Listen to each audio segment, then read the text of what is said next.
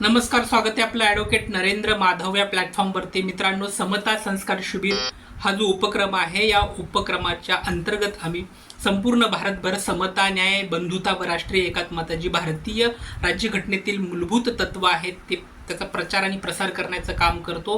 त्याचबरोबर आम्ही जे फुलेशाह आंबेडकरांची समतेचे जे विचार आहेत, त्याचबरोबर वारकरी संप्रदायातील जे थोर अशी संत परंपरेतील महान संत आपल्या देशामध्ये होऊन गेले आहेत, त्या संतांची समतेची व मानवतेची कल्याणकारी शिकवण सर्वसामान्य लोकांपर्यंत पोहोचवण्याचा व्यापक दृष्टिकोन घेऊन आम्ही हे चॅनल चालवत असतो. आपल्याला पण ह्या चॅनलच्या माध्यमातून समतेच्या मार्गाशी जोडता येईल.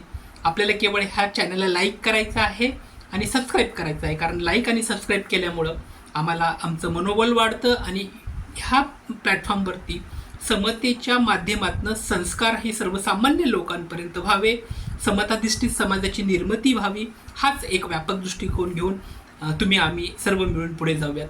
मित्रांनो, आज आपण समता संस्कार शिबिराच्या माध्यमातून अत्यंत महत्त्वाच्या एका विषयावर बोलणार आहोत.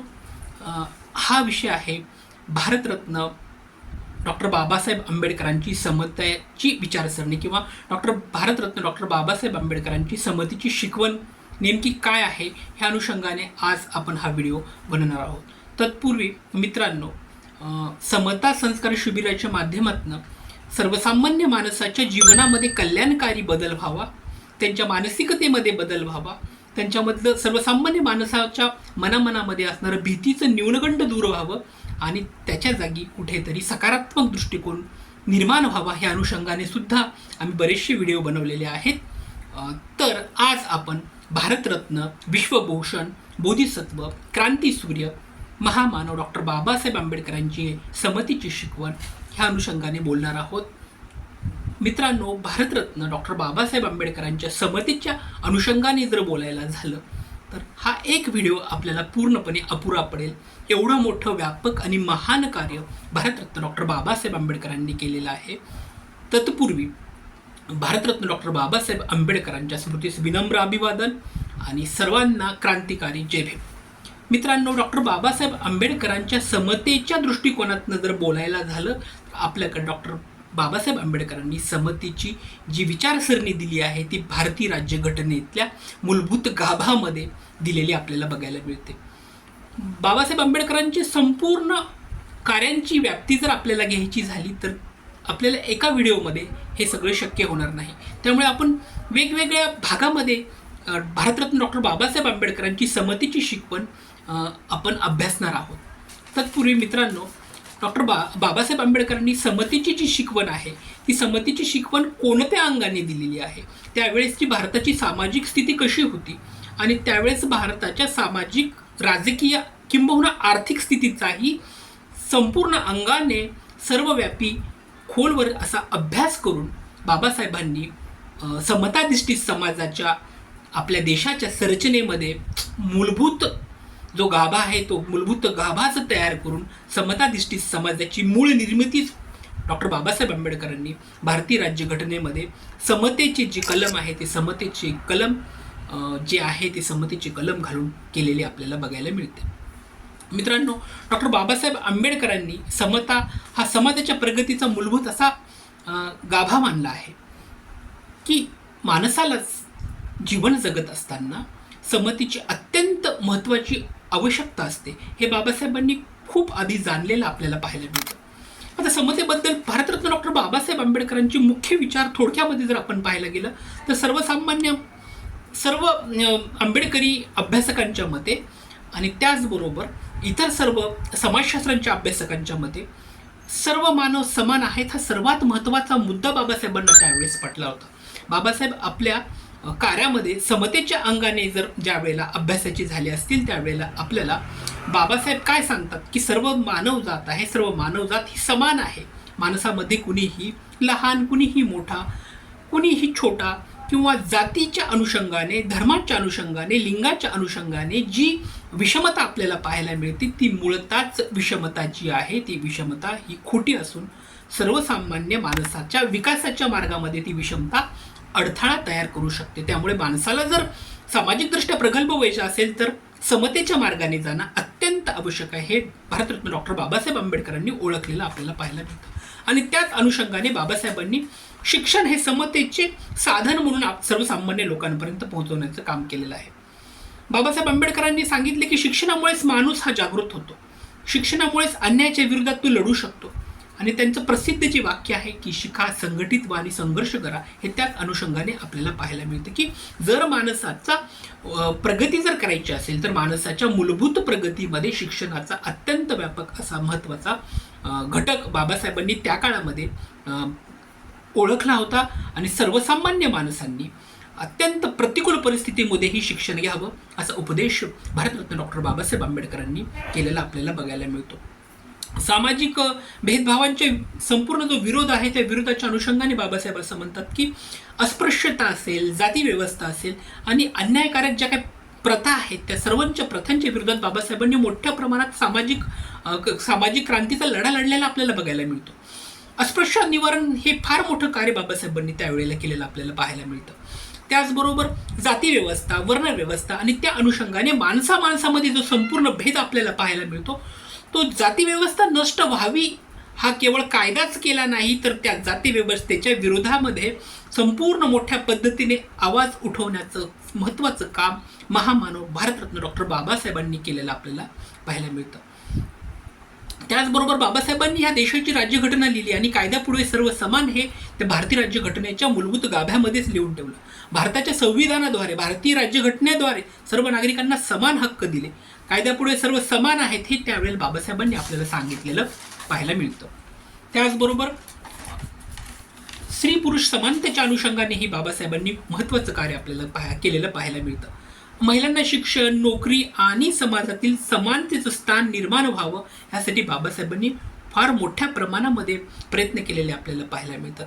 बाबासाहेबांच्या समतेच्या अनुषंगाने जर पाहायला गेलं तर प्रत्येकाने शिक्षण घेतलं हवं, प्रत्येक समाज हा सुधारलेला हवा आणि शिक्षणामुळे माणसाच्या मानसिकतेबरोबरच माणसाच्या सामाजिक उन्नती सुद्धा होते हे बाबासाहेबांनी त्यावेळेस ओळखलेलं आहे। मग समतेच्या वाटेने जाताना सर्वसामान्य, अस्पृश्य, दलित, पददलित, गरीब या सर्व समाज घटकांनी शिक्षण घेणे हे अत्यंत महत्त्वाचं आहे हे बाबासाहेबांनी त्यावेळेला त्यांच्या भाषणामधून सुद्धा किंवा त्यांचे जे लेख आहेत पेपरमधले लेख त्या अनुषंगाने सुद्धा बाबासाहेबांनी सर्वसामान्य लोकांच्या मनामध्ये समतेचे बिंब जे आहे ते शिक्षणाच्या माध्यमातून प्रसारित करण्याचं काम सुद्धा त्यांनी केलेलं आहे।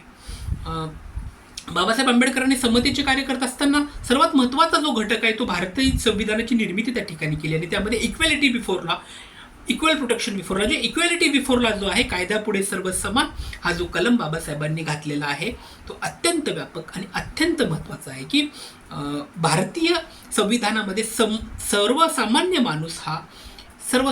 माणूस आणि मोठ्या माणसाच्या अनुषंगाने जर तुलना करायची असेल तर सर्वसामान्य माणूस हा सुद्धा सर्वांसारखा समान आहे।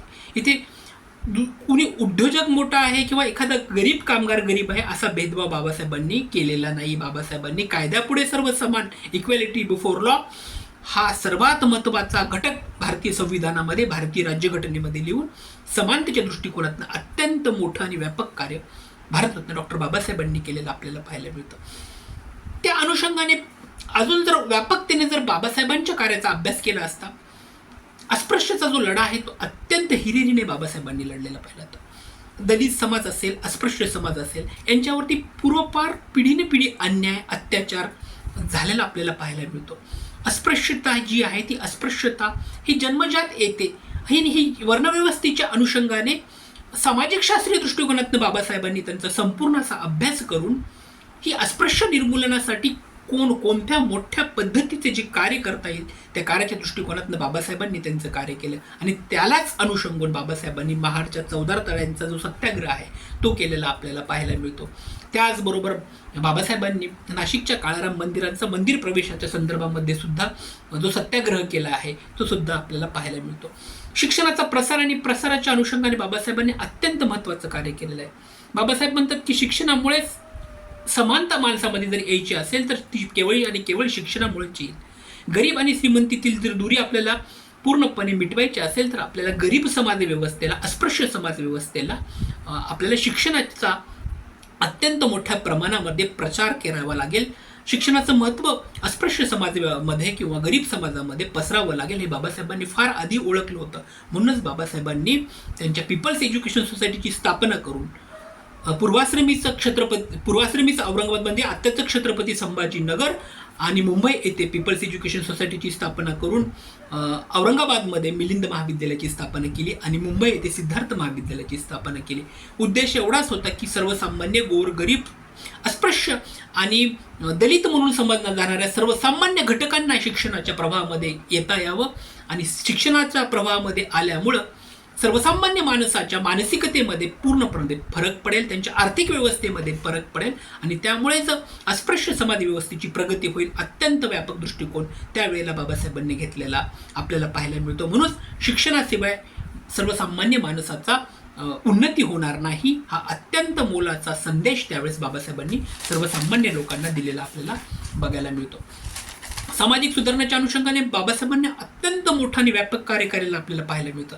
जाती व्यवस्था असेल, धर्म व्यवस्था असेल, वर्ण व्यवस्था असेल, या प्रत्येक गोष्टीवर अत्यंत अभ्यासपूर्ण विवेचन आणि मांडणी भारतीय समाज घटकामध्ये किंवा भारतीय विचारसरणीमध्ये अत्यंत विचारवंत, अत्यंत कायदे पंडित आणि अत्यंत ज्ञानवंत असा महान पंडित जर कोण झाला असेल तर तो केवळ आणि केवळ भारतरत्न डॉक्टर बाबासाहेब झालेले आपल्याला पाहायला मिळतात. कारण बाबासाहेबांनी केवळ धर्मशास्त्राचाच अभ्यास केला नाही, नीतिशास्त्राचाच अभ्यास केला नाही, तर अर्थशास्त्र, प्राणीशास्त्र, त्याचबरोबर कायदे पंडित आणि संपूर्ण समाजव्यवस्थेच्या अनुषंगाने अत्यंत व्यापक, अत्यंत महत्त्वपूर्ण असा अभ्यास बाबासाहेबांनी त्यावेळेला केलेला आपल्याला पाहायला मिळतो. संपूर्ण शाखेचा, संपूर्ण समाजव्यवस्थेचा अत्यंत दुर्गामी असा अभ्यास करून समतादिष्टी समाजाच्या जडणघडणीमध्ये आपल्याला कशा पद्धतीने पुढे जाता येईल याचा अत्यंत व्यापक असा विचारसरणीचा कृतिशील अभ्यास बाबासाहेबांनी केला आणि ती कृतीमध्ये सुद्धा आणला हे आपल्याला नाकारून चालणार नाही. बाबासाहेबांचं कार्य हे एका व्हिडिओमध्ये नक्कीच आपल्याला पूर्ण करता येणार नाही. त्यामुळे आपण ह्या व्हिडिओची सिरीज ह्या अनुषंगाने पुढे बघणार आहोत. पुढील येत्या व्हिडिओमध्ये आपण बाबासाहेबांचं समतेच्या अनुषंगाने अत्यंत असणारं व्यापक कार्य वेगवेगळ्या पैलूच्या अनुषंगाने अभ्यासणार आहोत. तत्पूर्वी व्हिडिओ आवडला असेल लाईक करा, सबस्क्राईब करा. समतेच्या वाटेने चालण्यासाठी प्रत्येकाने कृतिशील व्हा आणि प्रत्येकाने आपल्या मनामध्ये प्रेम करू नये. प्रत्येकाची आपल्या मनामध्ये कुठेतरी पेरणी करायला चला आणि बाबासाहेबांच्या विचाराच्या पायीक व्हा असे ह्या ठिकाणी सांगतो आणि थांबतो. व्हिडिओ बघितल्याबद्दल धन्यवाद. Thanks for watching. Thank you so much.